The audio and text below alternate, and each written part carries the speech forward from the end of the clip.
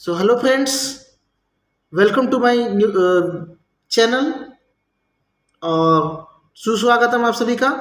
आज जो हम टॉपिक लेके आए हैं काफ़ी इम्पोर्टेंट है। C13 NMR के अंडर में DEPT स्पेक्ट्रम। ऐसा कोई एमएससी लेवल का कोई एग्ज़ाम नहीं जिसमें DEPT जो है पूछा ना जाए। ठीक है, इससे एक क्वेश्चन बनता ही बनता है। तो ये क्या होने वाला है, काफ़ी इम्पोर्टेंट होने वाला है। ठीक है, और इस तरह हिंदी में नोट्स वाला वीडियो मेरे ख्याल से यूट्यूब में फर्स्ट होगा ये, है ना। तो अच्छे से ध्यान देके लास्ट तक देखिए और समझिए, क्योंकि मैं बहुत ही इजी लैंग्वेज में और इफेक्टिव तरीके से आपको DEPT समझाने वाला हूँ। ठीक है, तो चलिए बने रहिए वीडियो के लास्ट तक। इसका जो फुल फॉर्म होता है distortionless enhancement by polarization transfer. इसका मतलब ही यहाँ पे है, इसका मतलब को ही यहाँ बताया गया है। C13 NMR के इस टेक्निक में जो कम सेंसिटिव वाला, लेस सेंसिटिव वाला C13 एटम का जो पीक मिलता है, उसकी सेंसिटिविटी को पोलराइजेशन ट्रांसफर के द्वारा मोर सेंसिटिव कराया जाता है। अब ये पोलराइजेशन ट्रांसफर क्या है आगे समझ में आएगा। ठीक है, इसके लिए 3 सेपरेट एक्सपेरिमेंट्स के द्वारा 45 डिग्री में, 90 डिग्री में और 135 डिग्री से पल्स डाला जाता है। ये अलग अलग एंगल से रेडिएशन डालने का मतलब क्या है, क्योंकि जो हम C13 जो NMR हम स्टडी कर रहे हैं, मान के चलो CH3 है,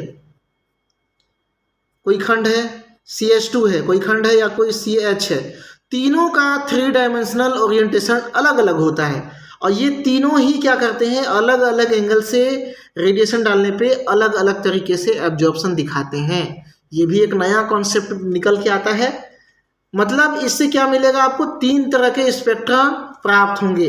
पहला जो स्पेक्ट्रा होता है वो ब्रॉड बैंड डीकप्लेड स्पेक्ट्रा होता है, जिसमें लगभग सारे के सारे कार्बन एटम का एब्जॉर्प्शन होता है ना, ब्रॉड बैंड। उसके बाद में 45 डिग्री पल्स अप्लाई करने पर जो क्वाटरनरी कार्बन एटम होता है, मतलब कार्बन से चारों ओर कार्बन ही जुड़ा हो, इसको हम कहते हैं क्वाटरनरी कार्बन।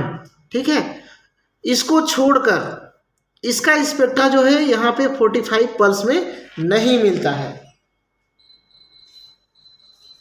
ठीक है, 45 पल्स में कार्बन क्वाटरनरी कार्बन का स्पेक्ट्रा एब्सेंट रहता है, बाकी सबका रहता है। जैसे CH जो है वो टर्सरी कार्बन है, मतलब यहाँ पे 1 2 3 कार्बन जुड़े होंगे।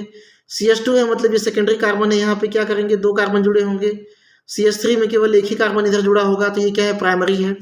ठीक है, इन सब का स्पेक्ट्रा प्राप्त होता है। ठीक है, तो नोट मैंने यहाँ पे लिखा है। सबसे पहले तो हम ब्रॉडबैंड डीकप्ल्ड स्पेक्ट्रा लेते हैं, जिसमें सारे के सारे पीक जो है मिलते हैं, उससे हम कंपेयर करते हैं। ठीक है, सबसे पहला काम वही रहता है, लेकिन हम उसको दिखाते नहीं है डायरेक्टली, हम ये वाला दिखाते हैं, 45 डिग्री वाला, 90 डिग्री वाला, 135 डिग्री वाला। ठीक है, सेकेंड डेप्थ 93 स्पेक्ट्रम जो होता है, इसमें 90 डिग्री पर पल्स जो है डाला जाता है, जिसमें केवल CH यूनिट, याद करना यहाँ पे, है ना, CH यूनिट मतलब टर्सरी कार्बन का ही स्पेक्ट्रा प्राप्त होता है, उसके अलावा कोई दूसरा स्पेक्ट्रा नहीं प्राप्त होता।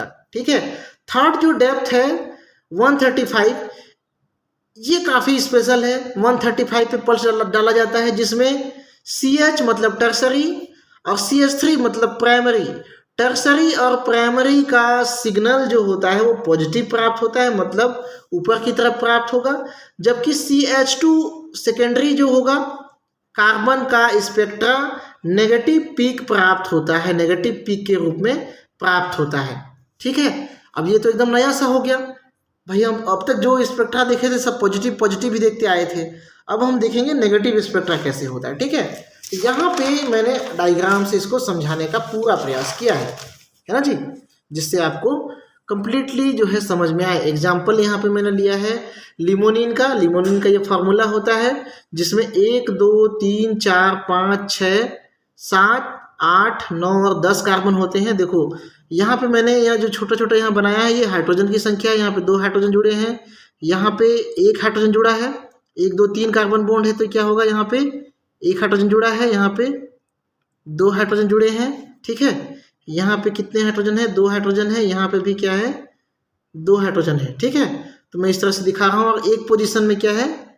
यहाँ पे कोई हाइड्रोजन नहीं जुड़ा है, क्योंकि 1 2 3 4 बॉन्ड जो है कार्बन का कंप्लीट है। 2 पोजीशन पे 1 2 3 बॉन्ड कंप्लीट है, मतलब यहाँ पे क्या होगा?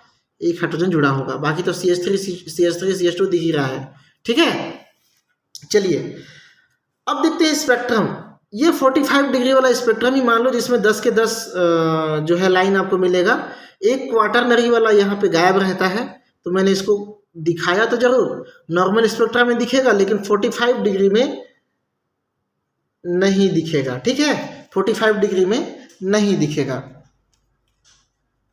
चलो 10 लाइन मिला, उसमें से 4 क्या होगा? 20 से लेके 40 ppm तक मिलेगा। ये वाला जो रेंज है वो क्या है? 20 से लेके 40 ppm तक है। बाकी इधर का जो रेंज है वो क्या है? 108 से 150 ppm तक का रेंज है, यहाँ से इधर का, ठीक है। बीच में कोई स्पेक्ट्रा नहीं मिलता है। ये बीच में दिखाना इसको गलत है, इसको साइड में दिखाना चाहिए था मुझे, है ना, इधर साइड में, क्योंकि वो चारों तरफ से कार्बन से अटैच है, मतलब वो क्या बोलना चाहिए, पूरी तरह से डाउन फील्ड में मिलने का वो, है ना।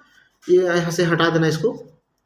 डेप्थ 90 डिग्री स्पेक्ट्रम में इसमें क्या मिलेगा आपको? केवल और केवल मैंने कहा था टर्सरी कार्बन, मतलब CH यूनिट का ही स्पेक्ट्रम मिलेगा। यहाँ पे देखो CH यूनिट कितना है?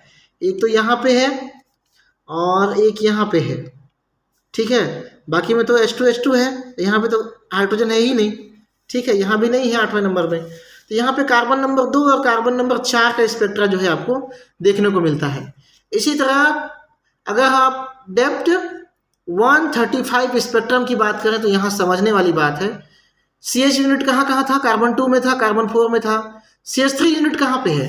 कार्बन नंबर 7 और कार्बन नंबर 10, 2 ही जगह है। बाकी 3 5 और 6 में क्या है? CH2। तो देख लेते हैं इसको भी। CH2 कहाँ पे है? 3 5 6 और 9 में भी है जी, यहाँ पे है ना। 9 में तो CH2 ही है, ठीक है, ये तो दिख ही रहा है। यहाँ 9 में भी है। इसका स्पेक्ट्रा क्या होगा? नेगेटिव मिलेगा। ये वाला दोनों स्पेक्ट्रा क्या मिलेगा? पॉजिटिव मिलेगा। तो पॉजिटिव स्पेक्ट्रा यहाँ पे ये वाला है। 4 की संख्या में, तो 4 की संख्या में ये हो गया। अब यहाँ 1 2 3 4 है, तो यहाँ पे देख सकते हो 1 2 3 स्पेक्ट्रा दिख रहा है। एक स्पेक्ट्रा क्या होगा? कहीं ना कहीं इक्विवेलेंट स्पेक्ट्रा जो है कपल कर गया होगा। मतलब ये जो बड़ा स्पेक्ट्रा दिख रहा है ना, ये गहरा, ठीक है, ये 2 स्पेक्ट्रा इसमें क्या होंगे?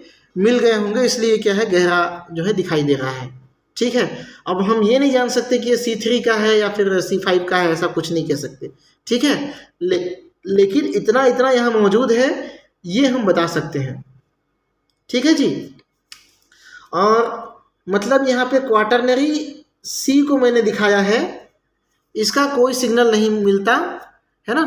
तो यहाँ पे पहला पोजीशन और 8वां पोजीशन में कोई सिग्नल नहीं मिला है। देखो पहला पोजीशन क्या है? यहाँ पे कोई हाइड्रोजन नहीं है। 8वां पोजीशन में भी कोई हाइड्रोजन नहीं है। इसमें भी 3 सिग्मा बॉन्ड और 1 पाई बॉन्ड है। अब पहला नंबर में क्या है? 1 2 3 सिग्मा बॉन्ड है और 1 पाई बॉन्ड है। दोनों का कंडीशन सेम है। और डेप्थ में कोई आपका क्वाटरनरी कार्बन का स्पीक जो है नहीं मिलता, ठीक है। तो इतना था आपका DEPT स्पेक्ट्रम। मैं इसका फुल फॉर्म एक बार फिर से बता दे रहा हूँ। Distortionless enhancement by polarization transfer. Distortionless मतलब क्या कह सकते हो? डीकपल। इन्हेंसमेंट मतलब उसकी सेंसिटिविटी को बढ़ाना। किससे बढ़ा रहे हैं? Polarization transfer. जो यहाँ पे हम डिग्री डाल रहे हैं ना, 90 डिग्री 135 डिग्री, ये क्या हो रहा है? एक स्पेसिफिक पोलराइजेशन डायरेक्शन होता है, इसी को कहा गया है पोलराइजेशन ट्रांसफर। तो समझ में आ गया? जो लास्ट तक देखा होगा उसको ही समझ में आएगा ये टर्म का मतलब। पहले मैं जानबूझ के नहीं बताया, ठीक है। कई लोग क्या है, लास्ट तक वीडियो देखते ही नहीं है। तो भाई जो नहीं देखे वो खोए, जो देखा है वो पाया, है ना। तो वीडियो में बने रहने के लिए बहुत बहुत धन्यवाद। वीडियो अगर पसंद आया होगा तो दिल से लाइक कर देना भाई, और नए हो तो प्लीज़ चैनल को सब्सक्राइब कर देना, क्योंकि इसी तरह का इफेक्टिव और क्या बोलना चाहिए, सही और इफेक्टिव, है ना, सरल भाषा में हिंदी नोट्स के साथ में आपको वीडियो जो है केवल और केवल इसी केमिस्ट्री रूफ अल्ट्रा में आपको प्रोवाइड किया जाता है, ठीक है। Thank you. Thank you.